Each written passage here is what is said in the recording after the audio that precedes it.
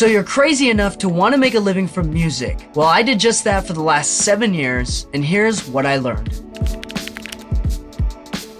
Just some brief background from y'all. I'm currently now a mix engineer, mastering engineer, and I mostly work from home. I also own a commercial recording studio here in Los Angeles, but it didn't start that way. I actually started as a musician, a singer, and a performer myself. I joined a band in high school, which was just for fun, and I eventually started my own band in college. We did pretty well, we won a bunch of Battle of the Bands, and we even got sent out to Los Angeles to be scouted by Republic Records. It didn't happen. I became a music producer and an audio engineer, and I have been since then. It turned out that audio engineering was exactly what I wanted, and being a music producer was a lot more fun. I became a total studio rat, and honestly, the last 7 years are filled with memories of absolutely wild shit happening in the studio, crazy things, and I really enjoyed my time. Mi ingeniero Dee Kei on the mix bitch. I've worked with artists like Trey Songz, Keyshia Cole, Sueco, Smokepurrp, OG Parker, even brushed shoulders with Mike Dean, and have worked for Kanye, although I don't know how much of a flex that is nowadays. Although I'm trying to build this YouTube channel right now, I still am currently making a living from music. And here are my top 6 most important tips for you to consider and to help you build a career in music. Number 1 is figuring out whether or not you actually want to do this professionally or as a hobby. Now, before you stop me and say, of course I don't want to do this as a hobby, I wouldn't have clicked on this video. I want to be very clear. If all of your friends and your family told you that you're crazy and that got to you at any point, you're not going to make it. If you ever get tired of creating music or you just don't feel like it today, you're not gonna make it. If you have a plan B, you're not gonna make it. If you're not willing to sacrifice anything and everything, you're not gonna make it. Now, you may be sitting here wondering, of course, I'm willing to do all those things, but when you really think about it, imagine making it to the top and sacrificing all of your friends, the time you had with your family, or potential family that you missed, losing out on potentially higher education, climbing the corporate ladder, making money during your early years when it's cool to make money. You're gonna miss out on all of this. And even if you've made it at the end, which statistically speaking, you're not likely to, if you have an inkling that you're going to regret any of it, then you shouldn't do it. You shouldn't even try. You should give up. Now, what I'm talking to you about is trying to make a living from music. You can make some money as a hobbyist, but the end results are very different. Never fully making it and knowing that there's always more that you want is actually a great driving force to get better. Making music your #1 hobby is extremely honorable, and it's a great place to be. Unlike sports, you can never get injured. You can never really be unable to make music.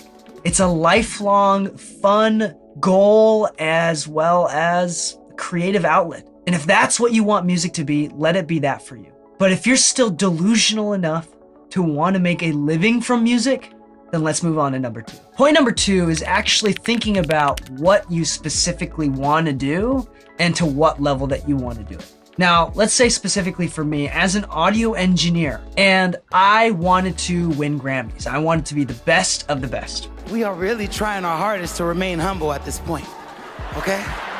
Now, my choices that I'll make for my career are dramatically different than someone else who wants to be a music producer and just wants to make a living, doesn't care to be on Billboard or win a Grammy. To win a Grammy, to get notified to be on the Billboard top charts is dramatically different than just making a living. How high up the ladder do you want to go, and what is it exactly that you want to do? The cool thing about knowing what you want to do is that there's so many jobs in music and audio out there. For example, if audio is your thing but not music, there's a lot of well-paying jobs within the TV and film industry. But if music is your passion, specifically songwriting, maybe writing lyrics, then there's a job for that. Tuning vocals, editing vocals, being a DJ at a club versus being a DJ on radio, recording podcasts, doing sound effects for video games, composing for video games, writing pop music, becoming a rapper, becoming a singer, becoming a country singer. The more specific you are with your desire and what you want to do is going to dramatically affect the decisions that you make for your career and the friends that you surround yourself with to help you achieve that goal. So in summary, point number 2, you should very specifically know what you want to do and how much you want to do it, how far you want to go. Knowing these 2 things is really going to help shape the future decisions you make around building your career. Point number 3 is about school. And if you're young, you've probably been thinking about going to school for music or going back to school to learn music. I'm going to tell you something completely brutally honest right now. If you have to wait to be taught how to do something, this industry is going to kick your butt and you will not make it. I want to be clear. Most people do not have the desire and the focus to be able to learn themselves, to teach themselves. A lot of people go to school and pay money to be taught. And they wait patiently, waiting for someone to give them a turn, to give them a chance, for them to prove themselves. If you are that type of person, pause the video, stop it, dislike this video, you're not gonna make it. You're not going to make it. Do you need school to make it? No, absolutely not. That being said, if you don't have the patience to be able to get through school and get through hard stuff, then you also won't make it. If you don't have the patience to wait 4 years, 2 to 4 years or more, then you won't have the patience to wait till you make a living in music. So whether or not you go to school for music is very debatable. I will say this though, if you can stay out of debt or go to a very low cost college, even a community college or university, then it might be worth it. It's not worth getting into tens of thousands of dollars of debt to get a degree as a songwriter.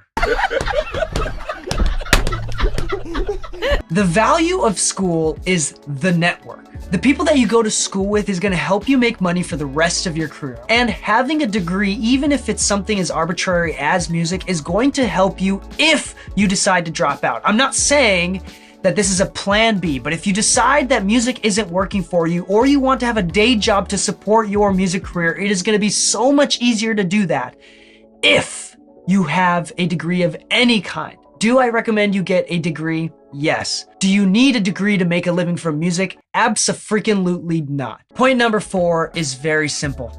And I need every single person watching this video to be extremely honest with themselves. Statistically speaking, over 95% of you won't even figure out a way to pay rent with music. Probably closer to 98%. It doesn't matter how creative you are, how smart you are, how good or bad at music you are. That doesn't even really matter. What really matters is, again, your desire and how much you're willing to work for it. So number 4 is actually the hustle, the grind. In order to make it in this industry, you have to be willing to work harder than everyone else. The typical phrase that Americans use is being a go-getter. You know, go and get what you want, go and get your dreams. But being a go-getter in this industry is not gonna help.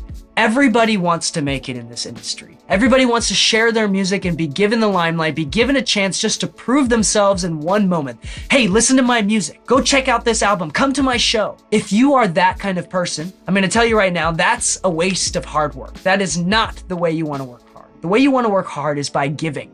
There's a book that I recommend called The Go-Giver by Bob Burg, and that book has changed my life. It increased my income by about 2 to 3 times. I'm even willing to go as far as say that if you're not willing to read a book for your career, you're not gonna make it. So go ahead and get that book, buy that book, go and read that book. I totally recommend it. It's gonna help you. So point number 4, work harder than everyone else. Be willing to work harder than everybody else. That might mean working 80-hour weeks, doing 40 hours to support your career and doing 40 hours after your day job to support your music career. That might mean learning how to edit videos, something that you might dread, or going on TikTok, it's something that you might dread. It might be doing things that you absolutely abhor to make a living from music. Number 5 is going to be a little bit different. It's not exactly what you might be expecting. Number 5 is actually being cool.